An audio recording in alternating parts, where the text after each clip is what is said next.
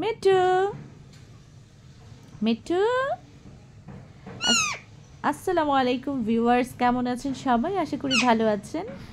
এই যে আমাদের মিঠু, প্রতি বছর এই সময়টায় মিঠুর গায়ের যে পালকগুলো আছে, অনেক পুরাতন পালকগুলো ঝরে যায়, আবার নতুন পালক গজায়। যখন পালকগুলো পড়তে থাকে তখন কেমন যেন ওকে একটু মানে রোগা রোগা টাইপের লাগে, কেমন যেন লাগে দেখতে। কিন্তু যখন আবার নতুন পালক গজায় তখন সুন্দর একটা সবুজ কালার হয় এবং দেখতে অনেক ভালো লাগে তখন। মিঠু, তোমার কথা বলছি, তুমি একটু শীষ বাজাও তো। মিঠু, শীষ বাজাও। মিঠু মিঠু, শীষ বাজাও।